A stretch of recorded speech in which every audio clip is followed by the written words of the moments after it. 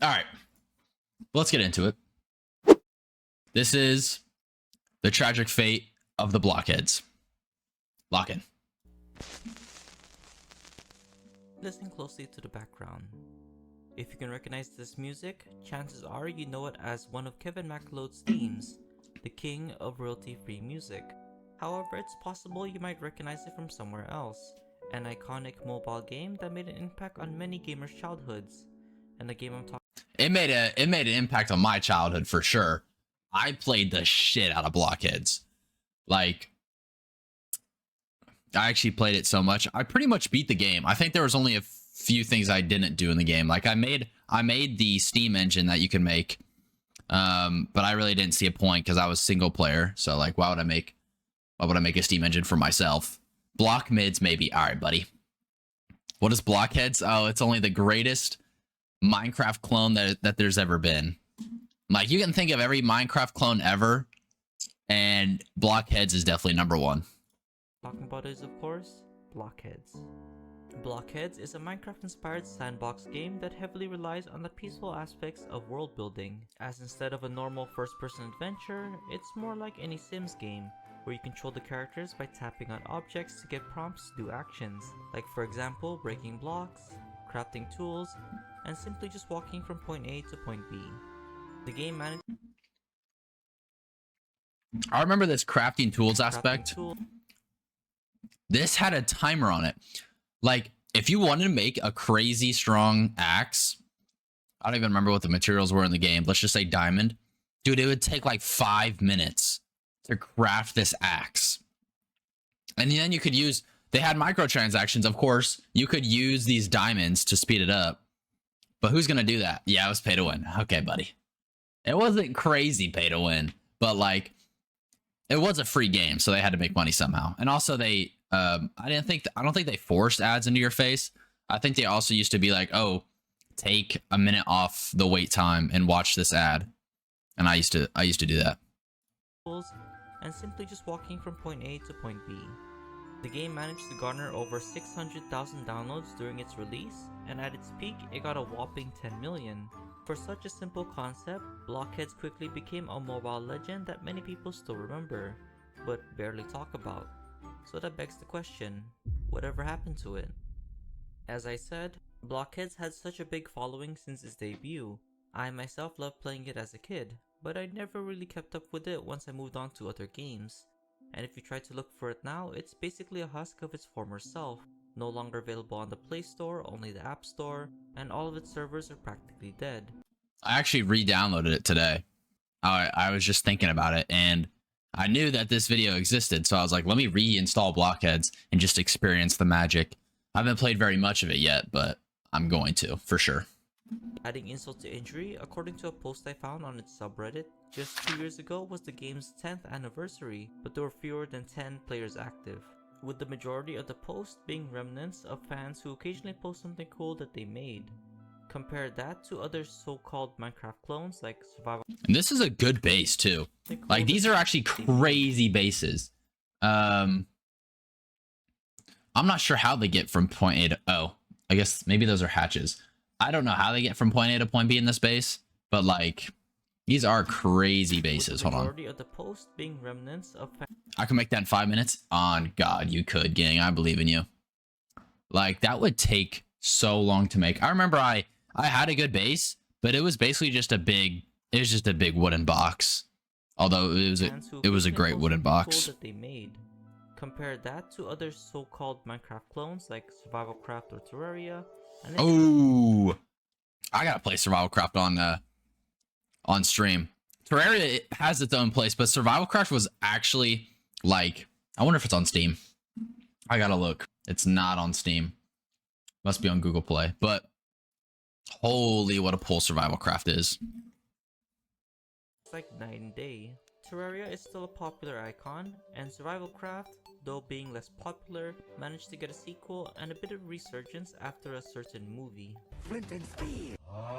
But despite many people still remembering and loving BlockHeads, it seems to be the only one left in the dust. So I did some digging, and what I found was truly unfortunate. So sit back and relax and follow me, dear viewer, as we take a look back and discover what happened to BlockHeads. First, let's set the stage. The year was 2011. Minecraft would leave its beta stages and be commercially released as a full game, and it became an immediate success, with YouTube being filled to the brim with Minecraft Let's Plays, Hungry Games, Survival Islands, and etc. Overall, Minecraft was a game that promoted being creative, so one person decided to do just that, a person named David Frampton. David would absolutely love playing Minecraft, and while he enjoyed it, he also had a very different taste when it comes to games. He was more of a big fan of world-building titles like The Sims, StarCraft. He keeps drawing comparisons from The Sims to BlockHeads. I don't even think it's a simulation game. Honestly, I think it's just like Minecraft. Like, yeah, it has like tap and go do this and that. But I feel like that's just like, it's like one adjacent step away from just having a like a Joy-Con to use on like not a Joy-Con, a Joy, the fuck is it called? A stick. Whatever this stick is called, it's one adjacent step away. And civilizations. So that's when he came up with the idea for a new game. He wanted to incorporate his personal joystick, yeah, style and combine it with the I'm creative tripping. aspects and appearance of Minecraft. And thus, BlockHeads was born. David has some experience with games, as he was also known as the solo developer of his own studio called Magic Jungle Software. And his first game was actually a lesser known title called Chopper and Chopper 2, where you basically control a helicopter to blow up tanks and rescue civilians. However, this was just made for fun, and BlockHeads would be the real game he'd take seriously. So, he got to work, designing his What own a art W style, shirt. the real game I'd actually wear that shirt. It's a fire shirt. Like, and if someone recognized it, oh, the conversation you'd have with them. Bro, you used to play BlockHeads? Yeah. And that's it. You walk away. seriously. So, he Or got to work, designing his own art style and reusing his own custom game engine. Originally, he planned to make it in only a few months, so that way he can get feedback for updates similar to how Minecraft did it, but it wasn't until a year later in development that David felt it was complete enough to be released. And by January 10, 2013, BlockHeads would officially make its debut, and it was a complete success, getting nearly perfect reviews and over 600,000 downloads in just a few days. But what made it so fun? Well, let's break it down. Before you create a world, you must first create your character. Personally, I like to make something that also helped it is that it was free. Like, Minecraft wasn't free at the time. Unless you played Minecraft Lite, and you could barely do anything in that one, but Minecraft wasn't free at the time, and this game was free. So, like, you know, played his cards right. Or alright, you know what, whatever. game, but it can be anything you want, as later on you'll get more characters to use, which I'll explain later. Anyway, once that's done, you'll spawn from a portal in a completely new world. You can either tap where to go or use a control pad. I'd say the touch controls were better, as it was the intended way David wanted players to play. Every action you do starts with a tap, and it does take some time to do depending on what you're doing. For example, if you try to mine stone with your bare hands, it'll take a while. Once you get your first wood and some flint, you can start crafting your first set of flint tools. This, along with some ores and other features. I actually really like the mechanic of hold on, when he scrolls up, you can upgrade the workbenches. Like, you wouldn't make other workbenches, you would just go get the materials and upgrade the current workbench. I actually really liked that aspect when I was playing it when I was younger. It looks interesting. Oh, it was just such a good game. It was just exquisite. This, along with some ores and other features, are a bit different to make the game unique and not a complete copy. So there's different mobs, different items, and more. Also, since you can't open a crafting menu, you'll have to get a crafting table from the portal. The portal is an important object in all worlds, as it contains a lot of the game's premium items, like better and unique tools, to being able to get another character to control. Getting another character is important, as not only does it save time, your character Holy, I never got a jetpack. to control. What is that? I never got jetpacks. What? Okay, maybe I didn't play this game as much as I thought I did. Holy. Another character is important, as not only does it save time, your characters have a stamina and happiness meter, so they will get tired or sad after some time if you make them do too much. So with multiple characters, you can have them all work together to gather resources and explore more efficiently. This also opens up. I wouldn't. What I would do is I would get more characters, and if I needed them to craft like an axe that took forever, I would just have them craft it for my main character. And then when they're not doing anything, I have them go sit and meditate. And whenever you had them meditate, they would just pop like valuable stuff out of thin air. And like, honestly, I didn't have any use for these other characters. I would kind of just get them just to flex. Little bro didn't even have a jetpack. Lamau, couldn't be me. All right, bro, you never played this game.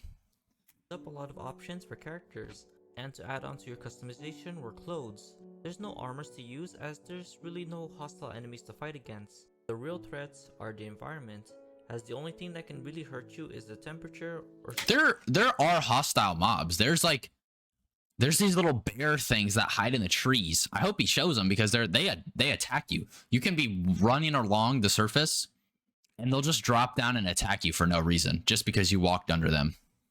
starvation, so having clothes to wear helps keep your characters warm. As for mobs, there's spiders that hide in trees, and a troll Spiders? to wear helps keep your characters warm. As for mobs, there's Those are not spiders. Those look like little bears. spiders that hide in trees, and a troll that guards crystals underground. I never saw that troll. I mean, that had to have been an update after me. I never saw that troll. But they're mostly there to keep you Why is this making me question if I actually played the game? I played the shit out of this game. I never saw that troll.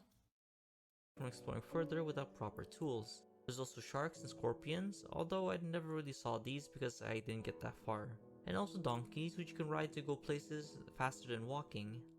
As for starvation, BlockHeads offers a few options for food. You can get chicken from dodos, but the major food source mostly comes from fruit trees, like apples and oranges. And if you really don't want to wait, this is where the game's premium currency comes in.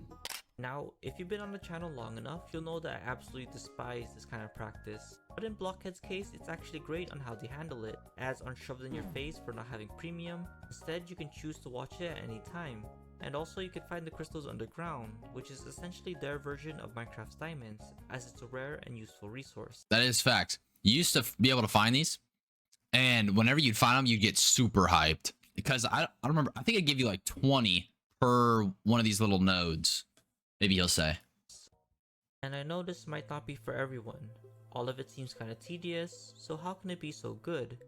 Well, it can be a fun experience if you change your perspective and not go into it expecting a game like Minecraft.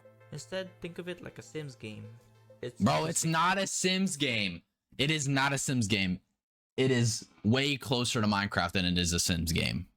Nature and basically 2D. Yes, you can have multiple people, but I don't know anyone that actually controlled multiple people. Like, if you did that, you'd be swapping back and forth. Like, it would just be annoying. Oh, have you go build this thing and I'll just go play with this character for like 1 minute and then I'll switch back, and then like, it's just annoying. I played with one character. I don't know anyone else that played with multiple. Environment make it super easy to play, as you can literally see what's in front of you just by scrolling around. And with rarely any hostile mobs to worry about, you can literally turn your brain off while playing this. Characters can even crawl through one space blocks, so sometimes you don't even need to think about proper placement, since they can squeeze right through. And it's fun to just explore this new world to see what you can find, and slowly build up your base and your characters like any world builder game. Plus, the music and sounds were basically perfect for its style of gameplay. Like, something I do, and probably a lot of you watching would also do, is just sit around and watch the sun rise or set with the relaxing music playing in the background. As I said before, the game used a lot of royalty-free tracks, and while it's not the best, the ones David chose were perfect, along with the cute pixel sound effects.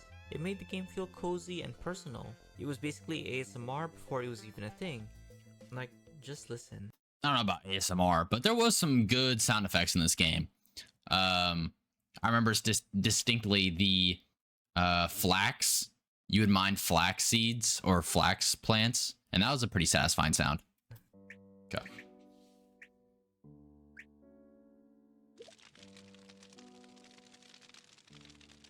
These are some fire sound effects. So with all that being said, how could a game like this fail? Well, it started with one of its main features, which is the ability to host servers, as you can open up your own server with enough crystals. I hosted a server once. It would require those gems, and I absolutely grinded for those gems. I'm pretty sure they offered ads to where if you watched them, they would give you some gems. I grinded those ads. I searched my world high and low. I'm pretty sure I made other worlds just so I can go and find more of these gems. And I think you can transfer characters over if I remember correctly. Bro, I would grind ads on all the free games. Yeah, it's facts. Right? I mean, when you're a kid, 30 seconds is nothing. I guess it is still nothing, but still. So I would grind these ads, grind out these ores, the diamond ores. I bought the server, and how it had it set up is like it was like 1,000 diamonds, I think, for a week that this server would be up. And I think I made it on my world at first, but I was able to change it to a new world because I didn't want people grabbing my stuff. So I switched over to a new world. And at this point I was like, okay, I have the server. What do I even do? So I mined all the dirt around spawn, and I just trapped spawn in a dirt box. And everyone who joined pretty much immediately left because they were like, this is just a dirt box. I think I played it for maybe a few hours. I got on the next day for a few hours on my server, and I just quit. I just quit after I let the weekend, or not the weekend. Let the week run, and I just basically wasted 1,000 diamonds for nothing, just because I didn't know what to do with my server that I spent diamonds on. Crystals and let anyone join. And since anyone can find any active world and join, server hopping was something fun to do. However, this is the internet after all, so it wasn't long until the usual suspects came in. In some servers, there were people who tried to e-date each other, or scammers who tried to get— Hold on, I can't read fast. I couldn't find footage of it since it was back when recording on iPhone was hard, so there's rarely any footage. However, both on the wiki and other sources confirmed it happened. So this is just normal online footage. To give out sensitive information. There were also no censors at the time, so if you didn't get a normal server, you'd either get e-daters— no one ever wants to sit next to me. Me neither. or the average Instagram content. This will end up— That is so facts. Instagram content is crazy, but it's also where the funniest stuff is.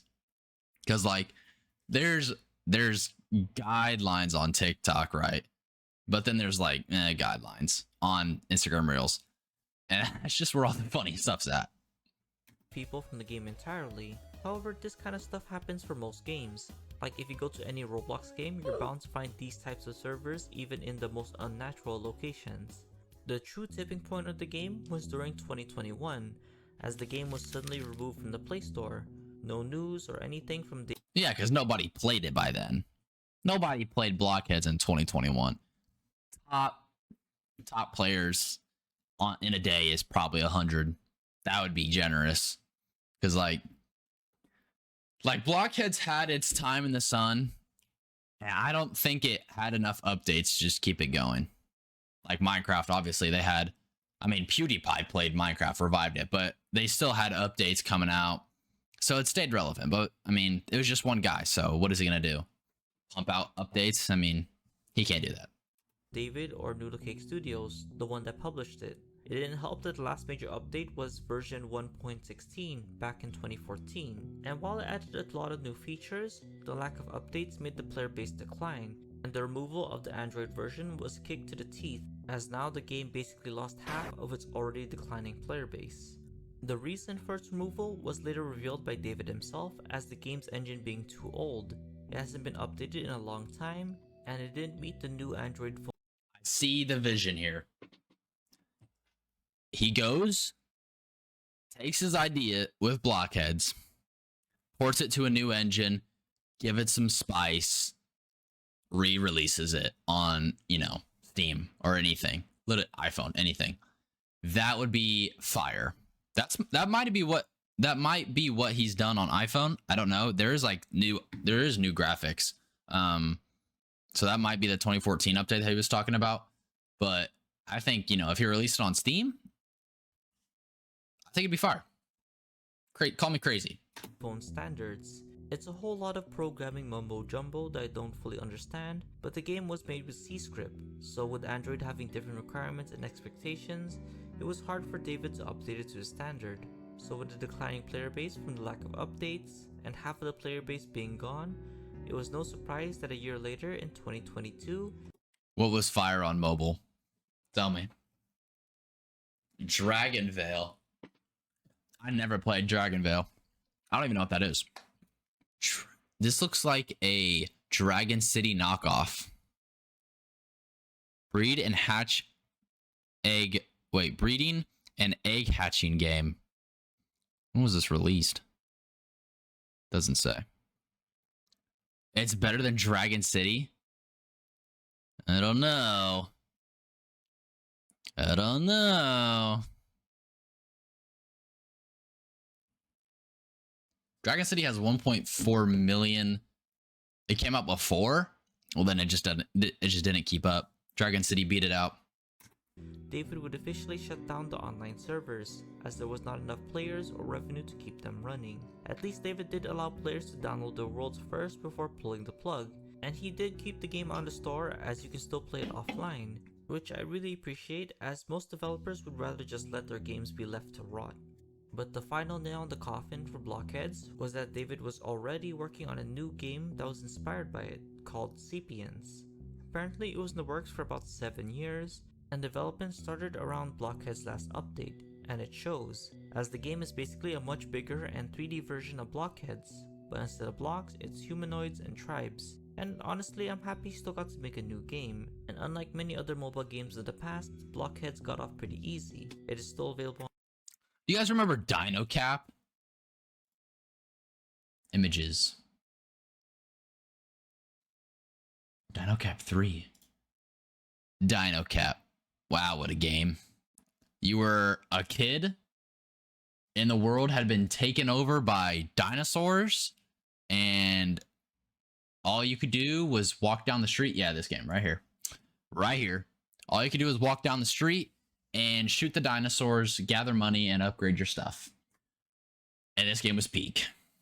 On the App Store, and it's not a buggy mess. And while you can't do online servers, you can always play with a friend or by yourself, making it the perfect offline game. If I had to sum it all up, basically Minecraft was an amazing orchestra full of musicians and a large audience, while BlockHeads was the one guy who'd play the piano in a restaurant. While not the best or nearly as good. That's a W analogy, honestly. Like, BlockHeads had its time, had its place, and I mean, surely he made money off of it, so it was really popular.